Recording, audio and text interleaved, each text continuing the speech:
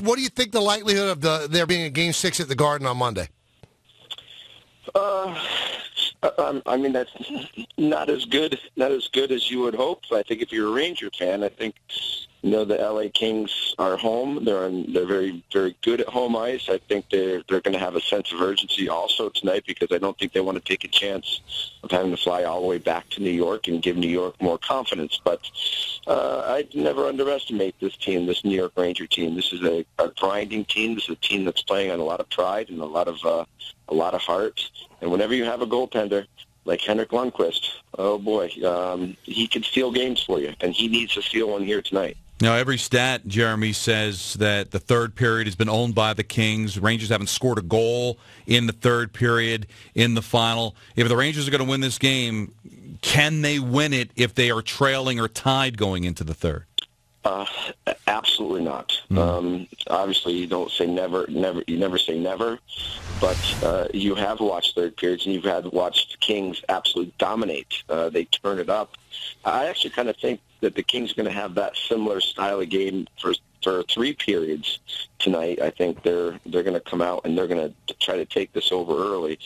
But the Rangers have to find a way to play a 60-minute game without question. I think they played well in Game 4.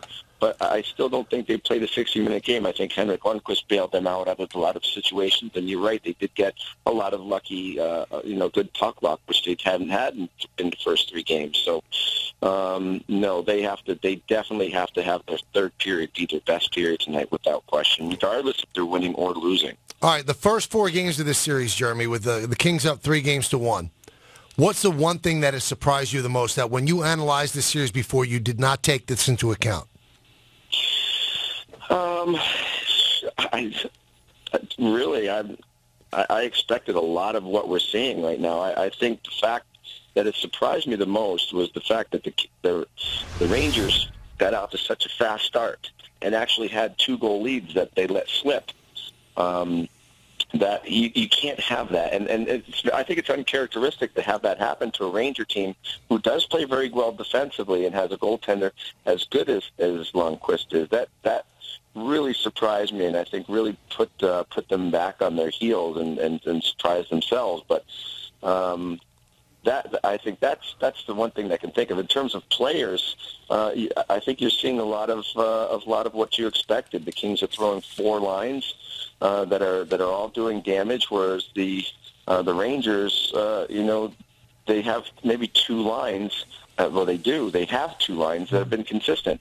Unfortunately, it's their third and fourth lines. It's the Matt Zuccarello, Brassard, Pouliot line, and then it's the Boyle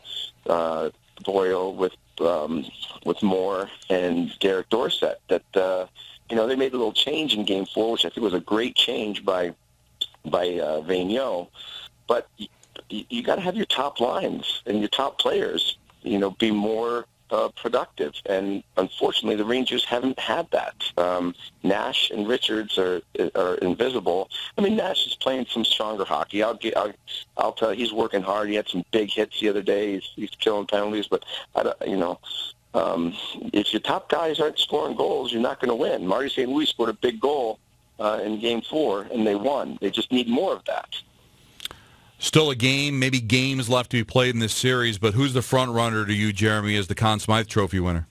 I'm going to go with Andrei Kopitar. I think if you look at the season, the playoff season he's had, 26 points. He's only one player in the history of the Kings organization that's ever had more in a playoff season. That's Gretzky. He's been the go-to guy. He's really raised his level and showing why he's moving up the ranks as one of the best players in the league. You got to look at Doughty. You have to look at Justin Williams. Those 3 players right there, to me, it's going to be a toss-up. Whoever has the best game tonight, I think, and if they win, will end up probably winning the trophy. And if the Rangers lose this series, it seems like Lundqvist will get a lot of the blame because he has to stand on his head the way he did in Game 4 in order for them to win. Is that fair? And if it's not him, who gets blamed? It's the most. It would be the most unfair criticism of a player, I think, in a long time. I think Henrik Lundqvist has done everything that he can possibly do as a goaltender to keep that puck out of the net. Again, he saves off. He has the best game of the series in the game that it's elimination for his team. I expect him to be there again tonight in his mentality. That's one person that you cannot blame 100% for this series or the playoffs or anything. And, you know, the team has played hard. It's played valiant. I mean, we've just totally destructed Nash and Richards and the guys who are making the big money in order to that are expected to score goals. You're going to have to go, those guys are going to have to be the ones that are going to have to answer the questions and are going to have to say why and look in the mirror. Nobody else. I think, you know, you look at their core players. Matt Zuccarello to me has been their best forward by a country mile. I mean, for game in and game out, his consistency. Unfortunately, you're not going to win. You're not going to win the Stanley Cups with those guys being your best players. Now, when you think about what this team is going to need, a lot of rumors they're going to buy out Richards just because the money doesn't make a lot of sense, but is building up the middle a little stronger, do you think, the number one thing this Ranger team has to do to make sure they get back into this position next year? Well, I think all they have to do is look across the rink at the team that they're playing against and what they have down the middle.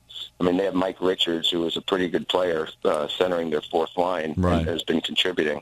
Carter has been scoring goals at third line center. You have, Kopitar, who's just been a horse. Up the middle, Jared Stoll, who, doesn't put a lot of pucks in it, but his face-off percentage is very, very difficult to play, to play against every night. I think they need a centerman that can put the puck in the net and be that guy to lean on. Without question, I think up the middle is where they start, because defensively they're great.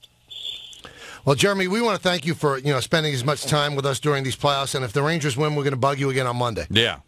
That sounds great. Hey, we're all one big family, man. I love coming out with you guys. So, right, let's do it some more, and hopefully we can.